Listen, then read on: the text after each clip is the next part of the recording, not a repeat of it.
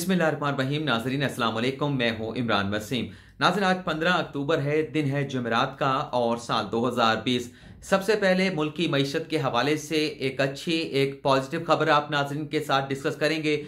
दूसरी खबर में हम बात करेंगे एक सियासी शख्सियत की जानिब से बड़ा दावा किया गया है और दावा नाज़रीन यह है कि वज़ीर आज़म इमरान खान ने कौमी असम्बली को तहलील करने का फैसला कर लिया है।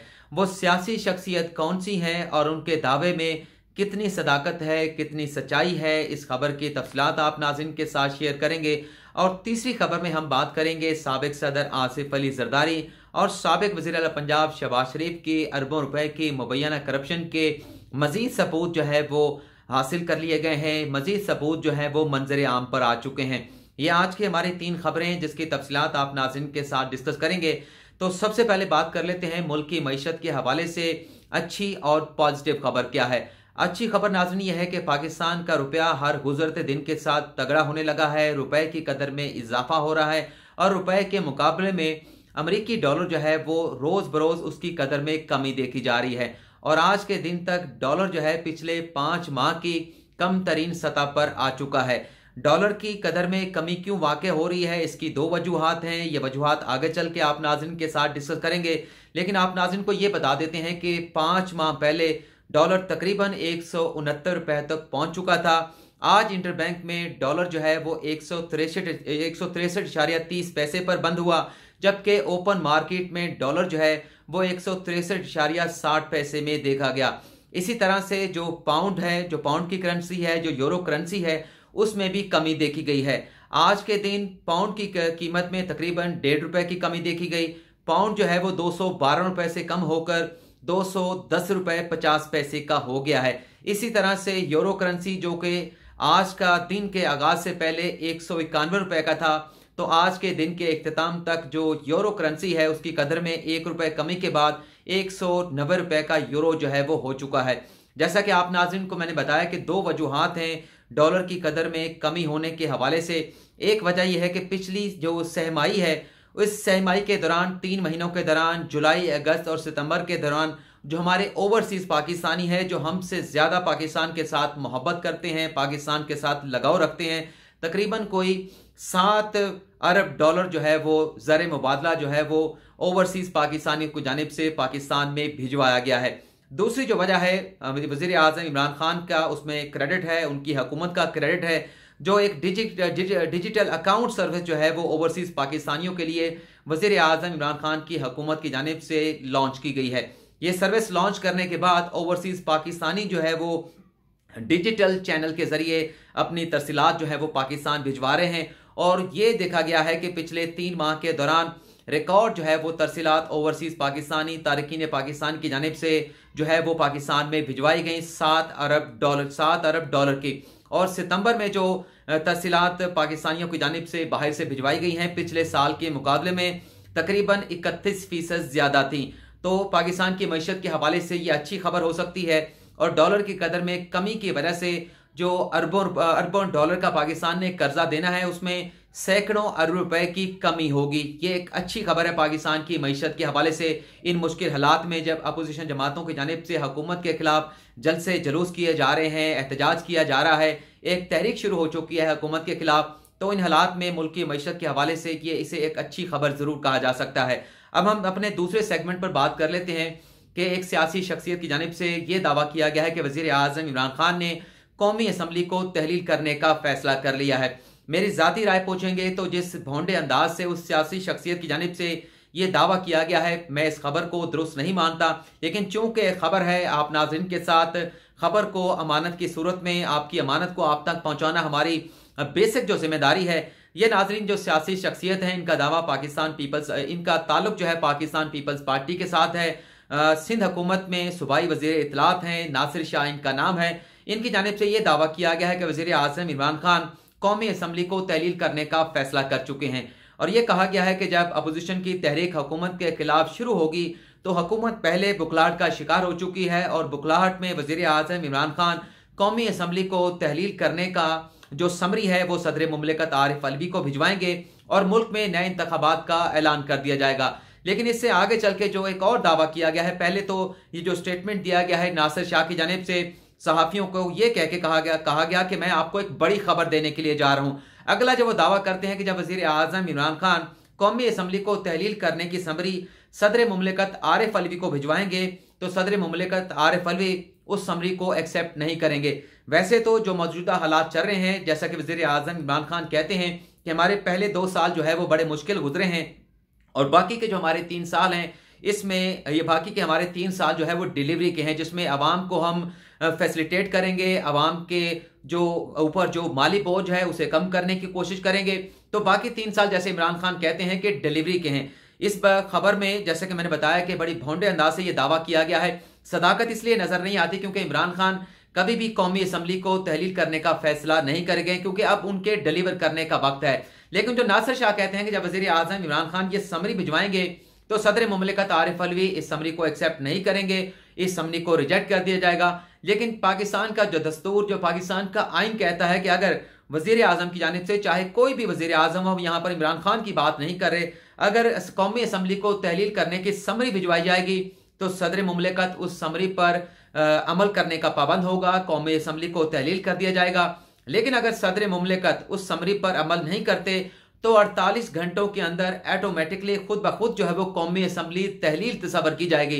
तो लिहाजा ये जो दावा किया जा रहा है नासिर शाह की जानिब से, बड़े सीजन पॉलिटिशियन समझे जाते हैं, खासतौर पर सिंध की सियासत के हवाले से एक भौंडा किस्म का दावा उनकी जानिब से दिया गया। लेकिन चूंकि एक खबर थी, जैसे भी थी आप नाज़रीन के साथ मैंने शेयर करनी थी, तो मैंने ये खबर आप नाज़रीन के साथ शेयर कर ली ताकि ये खबर भी आप नाज़रीन से रह ना जाए। अब हम बात कर लेते हैं कि साबिक सदर आसिफ अली जरदारी और शहबाज शरीफ के खिलाफ कौन से नए शवाहिद जो है वो इकट्ठे किए गए हैं। आज नाज़रीन सुप्रीम कोर्ट में फेक अकाउंट के एक मुलजम उमैर की दरखास्त जमानत पर समाअत हुई। जो वकील पेश हुए उमैर की जानिब से उनकी जमानत हासिल करने के लिए उनकी जानिब से अदालत में ये दलाइल दिए गए कि आसिफ अली जरदारी, फरियाल तालपुर और अनवर मजीद जो कि मरकजी मुलजमान हैं फेक अकाउंट केस के, उनकी चूंकि जमानत हो चुकी है और ये जो उमैर है ये ऑफिस बॉय था, इसका इस मामले से उस तरह से लेना देना नहीं है। ऑफिस बॉय जो है वो किस तरह से करप्शन कर सकता है, तो लिहाजा उनकी जमानत जो है वो मंजूर की जाए इस मुलजम उमैर की। जिस पर नैब के वकील ने यह बताया अदालत को कि आसिफ अली जरदारी, फरियाल तालपुर और अनवर मजीद की जो जमानतें हुई इस्लामाबाद हाई कोर्ट से वो मेडिकल ग्राउंड पर हुई थी।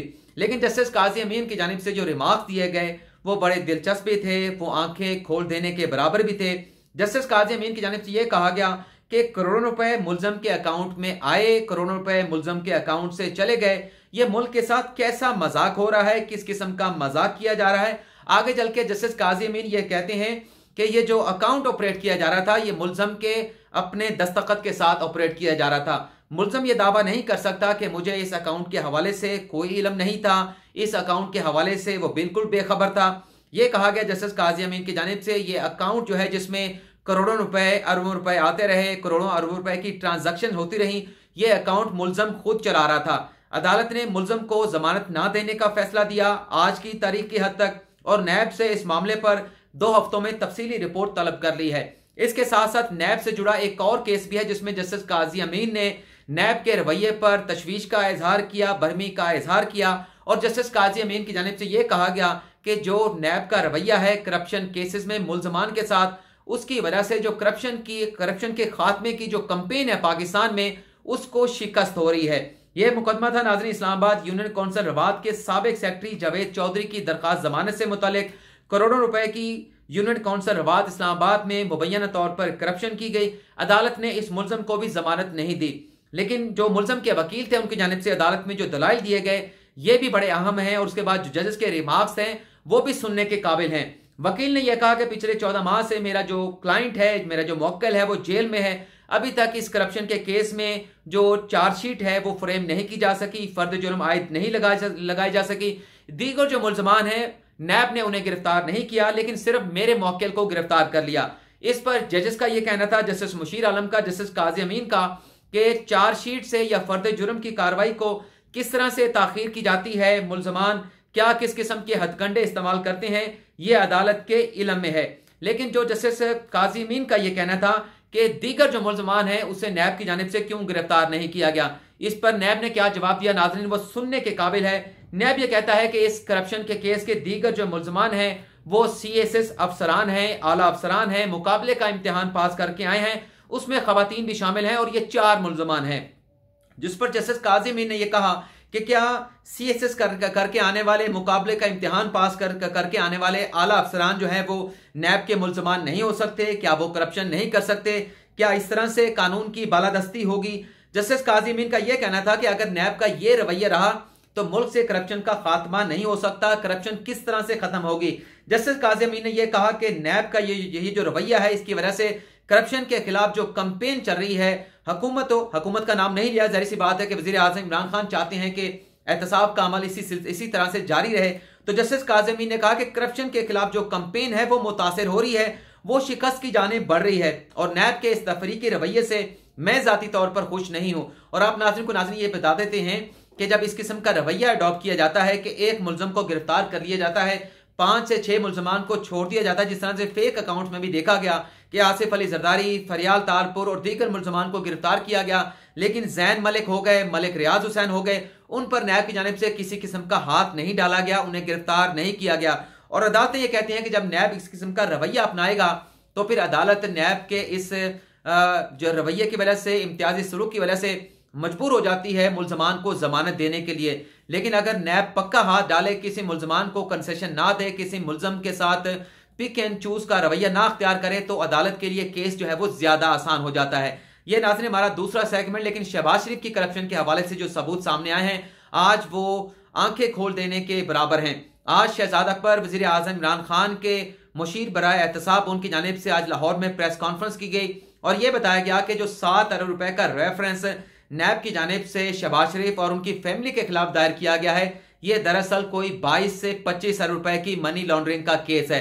शहजाद अकबर ने बताया कि तकरीबन कोई 15 अरब रुपए की मनी लॉन्ड्रिंग जो है अल अजीजिया शुगर मिल, अल अजीजिया नहीं, अल अरबिया शुगर मिल और जो रमजान शुगर मिल है, उसके जो छोटे मुलाजमीन थे उनके नाम पर अकाउंट्स खोले गए और 12 ऐसे मुलाजमीन हैं जिनके जरिए पिछले 10 सालों में 2010 से लेकर आज तक जो है वो 15 अरब रुपए की मनी लॉन्ड्रिंग की गई। और 7 अरब रुपए की मनी लॉन्ड्रिंग के हवाले से शहजाद अकबर का यह कहना था कि फेक कंपनियां बनाई गई, फेक मुलाजमीन के अकाउंट खोले गए और 7 अरब रुपए की करप्शन जो है वो कुछ ऐसे और दीगर लोगों की जानिब से की गई। लेकिन जिस तरह से कोई 18 सवाल शहजाद अकबर ने पहले पूछे थे शहबाज शरीफ से, आज भी 3 सवाल जो है वो पूछे गए हैं शहजाद अकबर की जानिब से, वज़ीर आला पंजाब से, साबिक वज़ीर आला पंजाब शहबाज शरीफ से।